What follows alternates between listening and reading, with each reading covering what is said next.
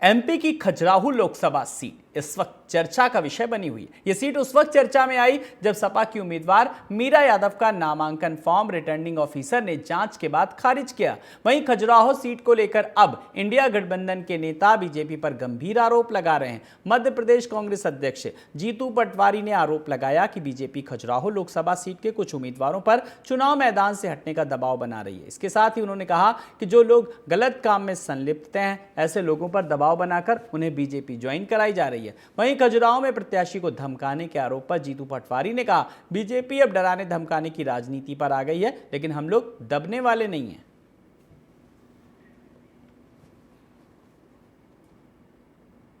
अखिल भारतीय विद्यार्थी परिषद यानी एबीवीपी ने राजीव गांधी प्रौद्योगिकी यूनिवर्सिटी के भ्रष्टाचार को लेकर मुख्यमंत्री निवास पर प्रदर्शन किया। वहीं एबीवीपी आरोपियों की गिरफ्तारी न होने के विरोध में प्रदर्शन किया। वहीं पुलिस के खिलाफ नारेबाजी कर आरोपियों की गिरफ्तारी की मांग की। वहीं एबीवीपी पदाधिकारियों का कहना है कि करोड़ों रुपए के भ्रष्टाचार के मामले में करीब 1 महीने 3 मार्च को केस दर्ज हुआ और लेकिन अब तक आरोपी गिरफ्तार नहीं हुए। उन्होंने कहा कि पुलिस राजनीतिक दबाव के चलते आरोपियों को गिरफ्तार नहीं कर रही है। को लेकर एबीवीपी लगातार प्रदर्शन करते नजर आ रहे हैं। आज अब देखिए सीएम हाउस पहुंचे हैं तमाम एबीवीपी के कार्यकर्ता हैं। देखिए सीएम हाउस का घेराव कर रहे हैं, मानव श्रृंखला बनाकर भ्रष्टाचारियों को गिरफ्तार करने की मांग जो है वो कर रहे हैं। सीधे तौर पर आप देखिए भोपाल पुलिस की जो नाकामी है वो बता रहे हैं, मानव श्रृंखला बनाई है और सभी जो छात्र हैं वो सभी एक साथ इकट्ठे हुए हैं और प्रदर्शन करते नजर आ रहे हैं। बातचीत करेंगे। लगातार आरजीपीवी को लेकर आप लोग आवाज उठा रहे हैं, भ्रष्टाचार की बात कर रहे हैं, लेकिन अब तक कार्रवाई नहीं हुई है, क्या कहना है? आरजीपीवी का विश्वविद्यालय का जो विषय है वो हम सभी के संज्ञान में है। इसमें जो भी आने वाले लोग हैं, 4 लोगों पर एफआईआर दर्ज की गई है, परंतु अभी भी उनको गिरफ्तार नहीं किया गया है। जिसे गिरफ्तार किया है वो 4थी श्रेणी का व्यक्ति है, जो बिना कुलपति के या बिना लोगों के हायर अथॉरिटी के परमिशन के बिना इतना बड़ा घोटाला नहीं कर सकता है। तो अभी तक उनको गिरफ्तार नहीं किया गया है। इसमें कहीं ना कहीं पुलिस कमिश्नर ने भी ऐसे अपराधियों को, जब कोई सामान्य व्यक्ति अपराध करता है तो उसे तुरंत जेल में डाल दिया जाता है, परंतु ऐसे लोगों को जेल में नहीं डाला गया है। तो हमें यह पूरा विश्वास है कि कमिश्नर ने घूस ली है और कमिश्नर पैसे लेकर के उन लोगों का संरक्षण करने में लगे हुए हैं। विद्यार्थी परिषद के सभी कार्यकर्ता यहाँ इकट्ठे हुए हैं और ऐसे भ्रष्टाचारियों को गिरफ्तार करने की मांग। कारण क्या मान रहे हैं कि क्यों नहीं गिरफ्तार कर? मुझे जहाँ तक कि आपको ज्ञात है कि इसमें पुलिस प्रशासन के ऊपर क्या उनके ऊपर दबाव है, क्या कहीं उनके बीच में आर्थिक लेन देन हो रहा है या क्या कहीं उन विषय को मैनेज करने की कोशिश की जा रही है। ये कहीं ना कहीं पुलिस प्रशासन और भोपाल के कमिश्नर के पुलिस कमिश्नर की कहीं ना कहीं द्वारा मापदंड को दिखाता है और जरूरत पड़ी तो हम पुलिस कमिश्नर के खिलाफ चुनाव आयुक्त को और निर्वाचन आयोग को त्यागपत्र देने के लिए मांग करेंगे। देने की बात कह रहे हैं। अब से कुछ समय पहले आपने पुलिस कार्यालय पहुंचकर वहां पर भी प्रदर्शन किया, आज भी प्रदर्शन कर रहे हैं, आगे क्या कदम? ये लड़ाई केवल और केवल आरजीपीवी के घोटाले की नहीं है, पूरे शिक्षा जगत के लिए विद्यार्थी परिषद लड़ रहा है कि कहीं ना कहीं भी भ्रष्टाचार होता है तो विद्यार्थी परिषद उसके खिलाफ आवाज देने का काम करेगी। हम लोगों ने लड़कर कुलपति पर एफआईआर कायम कराई और अब हम लड़कर उनकी गिरफ्तारी तक संघर्ष करते रहेंगे। यही हमारा अगला कदम है। जब तक गिरफ्तारी नहीं हो जाती तब तक विद्यार्थी परिषद संघर्ष करेगा। देखिए जब तक गिरफ्तारी नहीं होगी तब तक जो कह सकते हैं कि ये लड़ाई लगातार जारी रहेगी, प्रदर्शन लगातार जारी रहेगी। ये बात जो है एबीवीपी के तमाम कार्यकर्ता कहते नजर आ रहे हैं। कैमरा पर्सन गौरव के साथ दीपक श्रीवास्तव, टीवी 27 न्यूज, भोपाल। देर रात मुख्यमंत्री जगदीश देवड़ा बिना किसी प्रोटोकॉल के सर्राफा बाजार पहुंचे, जहां उन्होंने सर्राफा चौपाटी पर लजीज खानों का लुत्फ उठाया। इसी दौरान आगामी लोकसभा चुनाव को लेकर हमारे इंदौर ब्यूरो चीफ अभिषेक ठाकुर ने उप मुख्यमंत्री जगदीश देवड़ा से लोकसभा चुनाव को लेकर खास बातचीत की। बाजार पहुंचे हैं। सर बताएं, बीजेपी का चुनाव, लोकसभा का चुनाव चल रहा है, किस तरह से देखते हैं आप? लगातार सभाएं चल रही हैं। हम तो ये देख रहे हैं कि फिर से यशस्वी प्रधानमंत्री नरेंद्र मोदी जी तीसरी बार फिर प्रधानमंत्री बनकर के बैठेंगे और देश का नेतृत्व करेंगे। बीजेपी इस बार किन मुद्दों पे चुनाव लड़ने वाली है, किस तरह से आप उस चुनाव को देखते हैं? आप पूरे सभी 2 सभाएं कर रहे हैं, लगातार जा रहे हैं, जनता किस तरह का रुख है? सबका साथ, सबका विकास, सबका विश्वास और सबका प्रयास, इस परिकल्पना को पूरा करने का काम भारत में भारतीय जनता पार्टी ने ही किया और यशस्वी प्रधानमंत्री जी के नेतृत्व में हुआ।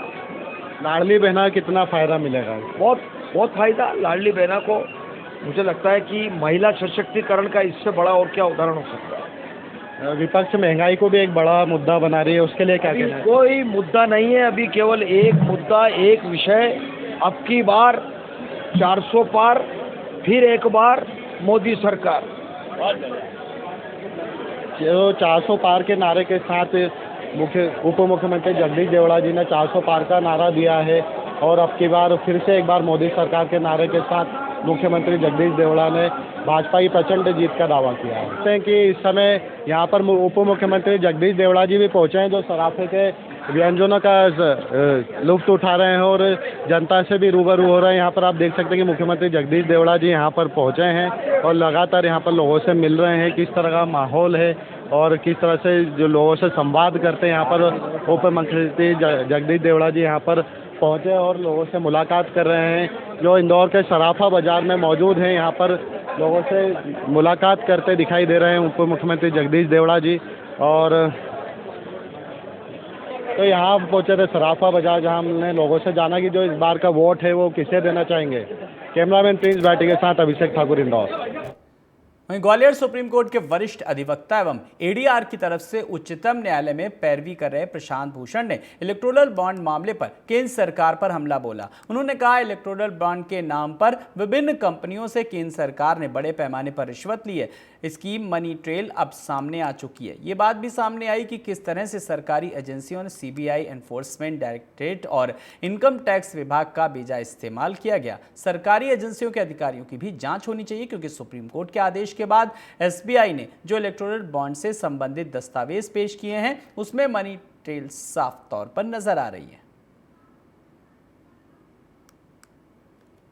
बॉन्ड में जो खुलासा हुआ उससे यही निकल कर आया कि ये जो बॉन्ड के पैसे कई हजार करोड़ जो दिए गए वो ज्यादातर घूस के तौर पर दिए गए और इसीलिए उसमें ज्यादातर भाजपा को मिले हैं, क्योंकि भाजपा की केंद्र में सरकार थी, कुछ राज्यों में भी सरकार थी और उनको कॉन्ट्रैक्ट लेने के लिए दिए गए हैं या पॉलिसी बदलवाने के लिए दिए गए हैं या ईडीआईटी वगैरह से बचने के लिए या ड्रग कंट्रोलर के एक्शन से बचने के लिए। यानी कि ये बहुत बड़ा घूस का घोटाला है, जिसको निर्मला सीतारमण जी के पति ने बोला है दुनिया का सबसे बड़ा भ्रष्टाचार का घोटाला है और इसीलिए इसकी कायदे से एक स्वतंत्र एसआईटी बनाकर जांच होनी चाहिए। इंदौर के विजयनगर थाना क्षेत्र में चेकिंग के दौरान पुलिस ने एक संदिग्ध को पकड़ा। दरअसल युवक ने हाफ वर्दी पहना हुआ था युवक, और जिसमें शर्ट पर तो स्टार भी लगे थे, लेकिन नीचे सादी पैंट थी, जिस पर पुलिसकर्मियों को युवक पर शक हुआ। बताया जा रहा है कि युवक मूल रूप से मंदसौर जिले का रहने वाला है और युवक ने टोल टैक्स बचाने के लिए उपाय किया था।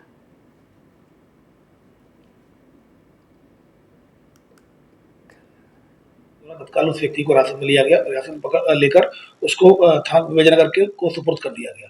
इसमें व्यक्ति ऊपर अंगोला शर्ट पहने हुआ था जिसमें स्टार लगा हुआ था और साइड में मोनो भी लगा हुआ था पुलिस का, और इसमें नीचे वो सिविल का पैंट पहने हुआ था और पूछने पर वो उसने अपने आप को मंदसौर का रहना बताया है। फिलहाल आरोपी से संदिग्ध व्यक्ति से पूछताछ की जा रही है।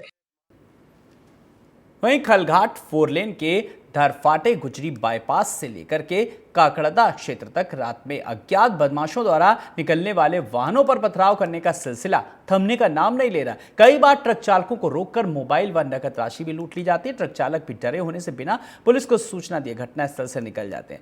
रविवार रात करीब 9 बजे फिर से गुजरी बाईपास के कारम नदी पार कर निकल रही यात्री बस पर अचानक पथराव कर दिया गया। बस में यात्री होने से महिला यात्री डर गए और उन्हें चिल्लाने लगे, इसलिए बस को वहां पर नहीं रोका गया। पथराव में बस में सवार एक युवक को पत्थर लगने से वो घायल भी हो गया, जिसका धर्मपुरी के सरकारी अस्पताल में इलाज करवाया गया।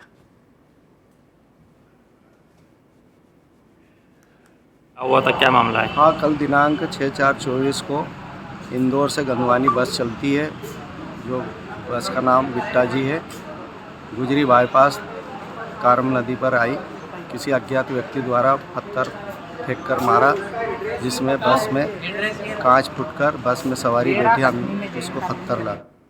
इंदौर में बीजेपी नेता के साथ पुरानी कहासुनी को लेकर मारपीट की घटना सामने आई। दरअसल ये पूरा मामला संयुक्तागंज क्षेत्र का है, जहां से गुजर रहे बीजेपी के पार्षद के पति के साथ जमकर मारपीट की गई। पुरानी बात और निगम की कार्रवाई को लेकर कहासुनी हुई। मारपीट करने वालों पर सोने की चेन लूटने के भी आरोप लगाए गए। इस पूरी घटना का वीडियो सीसीटीवी में कैद हो गया। पुलिस ने 3 लोगों के खिलाफ लूट सहित मारपीट और अन्य धाराओं में केस दर्ज किया और जांच शुरू कर दी।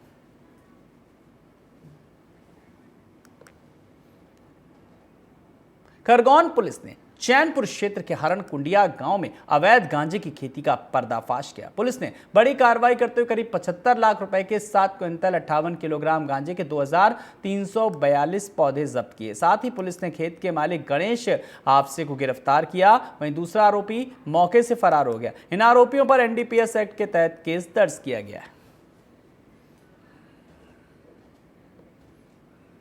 अवैध रूप से उगाए जाने वाले गांजे के खिलाफ एक बड़ी कार्रवाई की है और करीब 2342 पौधे जो पूरी तरह से तैयार फसल के रूप में थे, इनका कुल वजन करीब 758 किलो था और प्रत्येक किलो के हिसाब से इसको 10,000 रुपये की मूल्य है। तो ये करीब 70 से 75 लाख रुपए की कीमत का ये गांजा खरगोन पुलिस के भीकन गांव सब डिवीज़न की थाना चैनपुर। वहीं शुजालपुर जनपद में सरपंच ओम प्रकाश सक्सेना ने इंजीनियर आशीष पाडला पर रिश्वत लेने के आरोप लगाए। सरपंच ने कहा 1,50,000 रुपए लेने के बाद भी इंजीनियर काम नहीं कर रहे हैं। इसे लेकर सरपंच ने जनपद सीओ रुशाली पुरुष को लिखित शिकायत की। इसी को लेकर टीवी 27 ने उसने शुजालपुर जनपद में सरपंच ओम प्रकाश सक्सेना से खास बातचीत की। सुनिए उनका क्या कुछ कहना है। आया हूँ शुजालपुर जनपद की ग्राम पंचायत उचोद में। उचोद पंचायत का एक मामला सामने आया है और जो मामला है वो सरपंच की दर्द भरी कहानी से जुड़ा हुआ है। यहाँ के जो सरपंच है ओम प्रकाश सक्सेना जी हाँ सरपंच है और इनके द्वारा मतलब एक सरपंच को 181 सीएम हेल्पलाइन करना पड़ रही है। इतना मतलब जनपद के अंदर जो कर्मचारी है वो सरपंच की सुनने को तैयार नहीं है। उसको लेकर के आज हम आए हैं और इनसे बात करेंगे। आइए आप आगे आइए सरपंच साहब, बताइए क्या है मामला।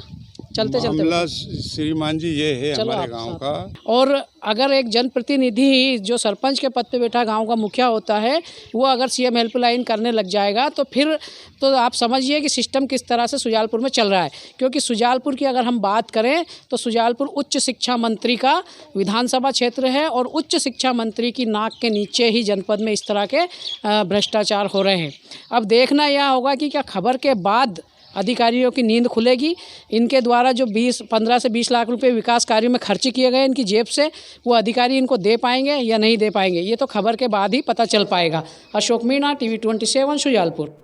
वहीं प्रधानमंत्री नरेंद्र मोदी पश्चिम बंगाल के जलपाईगुड़ी पहुंचे। यहां पर उन्होंने लोगों से बातचीत भी की और साथ ही साथ कांग्रेस और भ्रष्टाचारियों पर निशाना साधा। मोदी ने खड़गे के कश्मीर को लेकर दिए बयान का भी जवाब दिया। मोदी ने कहा कल कांग्रेस अध्यक्ष ने कहा मोदी दूसरे राज्यों में कश्मीर की बात क्यों करते हैं, उनके लिए कश्मीर कुछ नहीं है, लेकिन 140 करोड़ भारतीयों के लिए कश्मीर मां भारती के मस्तक के समान है। इसके साथ ही पीएम ने टीएमसी को कानून और संविधान को कुचलने वाली पार्टी बताया।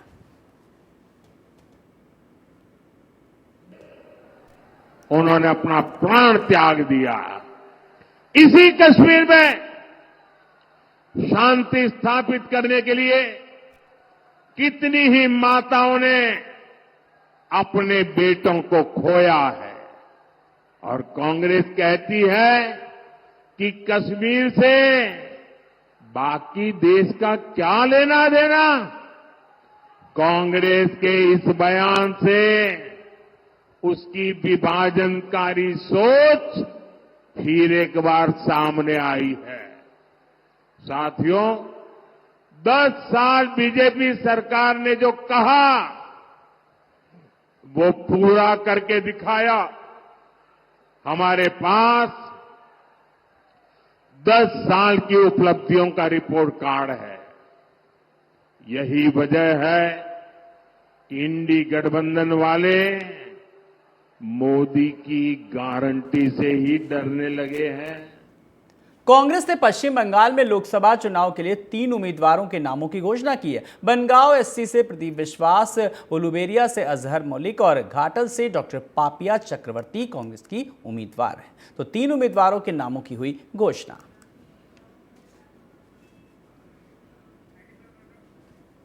तो लगातार जिस तरीके से पश्चिम बंगाल की बात करें तो पश्चिम बंगाल में कांग्रेस जो है वो भी अब टक्कर लगातार दे रही है। केंद्रीय मंत्री अनुराग ठाकुर हिमाचल प्रदेश के ऊना पहुंचे। यहां उन्होंने कहा कि इन 2 कार्यकाल में पीएम मोदी ने भारत की एक मजबूत नींव रखी है ताकि विकसित भारत बना सके। आजकल आईपीएल का सीजन चल रहा है। पिछले 10 सालों में पीएम मोदी ने वनडे की तरह ही खेला है और अब चौके छक्के लगाने का वक्त आ गया है। भारत को नई ऊंचाइयों पर ले जाने का, मजबूत भारत बनाने का वक्त आ गया है। 43 वोट की बात करती थी, लेकिन 34 वोट ही मिल पाए।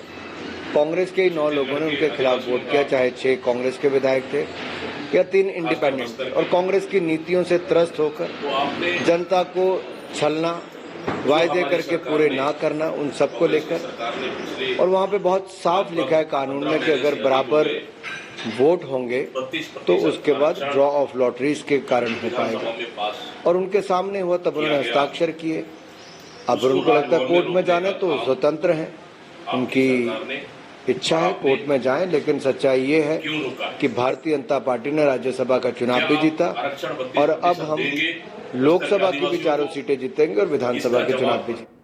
कुरुक्षेत्र में महात्मा ज्योतिबा फुले जयंती समारोह का आयोजन किया गया। इस समारोह में मुख्यमंत्री नायब सिंह सैनी शामिल हुए। इस दौरान उन्होंने कहा, हमारी सरकार ने महात्मा ज्योतिबा फुले के दिखाए रास्ते पर चलकर उसे लागू किया और प्रदेश सरकार ने अपने कार्यकाल के दौरान सभी समाज के महान लोगों की जयंती समारोह को सरकारी तौर पर मनाने का निर्णय लिया था। इस मौके पर पूर्व सांसद सरदार गुरदयाल सिंह सैनी समेत सैकड़ों लोग मौजूद रहे। और ये चिंता अगर किसी ने की थी, ये नरेंद्र मोदी जी ने की थी कि बेटियों को भी जीने का अधिकार होना चाहिए, वो भी इस खुली हवा के अंदर सांस लें, आगे बढ़े। और उसको लेकर के आदरणीय मनोहर लाल जी ने उस बात को धरातल पर उतारने का काम किया। आज अगर हम देखते हैं कि बेटी बचाओ बेटी पढ़ाओ जो शब्द कहा था, उस शब्द के कारण लाखों बेटियों को जीवन दान देने का काम ये हमारी दोनों सरकारों ने किया है। भाइयों, जितने पेड़ कटे उतने दुगना पेड़ लगाते हैं। आओ प्रदूषण की समस्या को जड़ से मिटाते हैं। कुछ ऐसा ही संदेशा दे रहे हैं Raghuraj Pratap, Raghuraj people man foundation एवं हाशमी पीजी कॉलेज अमरोहा के सहयोग से रघुराज पीपल मैन रिसर्च समिति द्वारा आयोजित 2 दिवसीय अंतर्राष्ट्रीय संगोष्ठी एवं शोध पत्र वाचन का आयोजन 19 व 20 अप्रैल को होगा, जिसकी तैयारियां जोर शोर से चल रही हैं। अंतर्राष्ट्रीय संगोष्ठी का विषय पर्यावरणीय मुद्दे और उसका सतत विकास पर आधारित है। रघुराज पीपल मैन रिसर्च समिति की अध्यक्षा डॉक्टर नम्रता जैन ने बताया, यह आयोजन पर्यावरण से संबंधित विद्वानों एवं शोध छात्र छात्राओं के लिए ज्ञानवर्धक होगा। इस अंतर्राष्ट्रीय संगोष्ठी में डॉक्टर सुमंत मिश्रा कुवैत, पद्मश्री उमाशंकर पांडे, सामाजिक कार्यकर्ता बांदा एवं पद्मश्री भारत भूषण त्यागी, सौहार्द शिरोमणि धाराधाम प्रमुख डॉक्टर सौरभ पांडे गोरखपुर के साथ ही doctor PK Rajput, professor Govind Tripathi, doctor Sunil Kumar Bakolia, doctor Sunita Godra, professor doctor Hiralal Chitrakar जैसी तमाम जानी मानी हस्तियां शिरकत करेंगी। इस अंतर्राष्ट्रीय संगोष्ठी में अभी तक देश विदेश से विभिन्न विद्वानों ने करीब 30 से भी अधिक अपने शोध पत्र वाचन की अनुमति भी प्रदान कर दी, जिसमें से देश के विभिन्न विश्वविद्यालयों के प्राध्यापक विजय सिंह माली, डॉक्टर गयासुद्दीन हाशमी जी, एडवोकेट सुप्रीम कोर्ट एवं डॉक्टर विनीश बिलाल हाशमी दिल्ली, डॉक्टर विभा पांडे जैसे तमाम लोग शामिल हैं।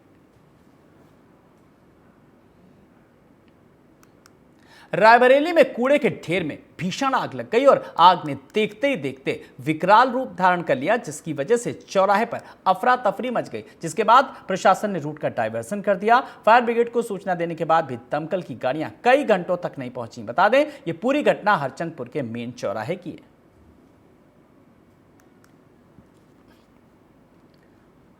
आप नेता और दिल्ली सरकार में मंत्री सौरभ भारद्वाज ने कहा, जंतर मंतर पर दिल्ली का जो माहौल है, जिस तरह से 25 राज्यों में आज सामूहिक उपवास हुआ, जिस तरह से देशभक्ति के पुराने गाने गाए गए, मुझे लगता है 2011-2012 का रामलीला मैदान जंतर मंतर हमारे सामने है। आम आदमी पार्टी 2011-2012 के मूड में आ गई है। जो अंडर करंट उस वक्त देश में दौड़ा था, वैसा ही अंडर करंट, वैसी सहानुभूति इस बार देश में देखने को मिल रही है। मानने को तैयार नहीं कि अरविंद केजरीवाल बेईमानी कर सकते हैं, और एक बड़ी सहानुभूति अरविंद केजरीवाल के लिए जनता के बीच में उमड़ रही है और इतना स्ट्रॉन्ग अंडर करंट 2020 के विधानसभा चुनाव में भी नहीं था, ये मैं आपको कह सकता हूँ।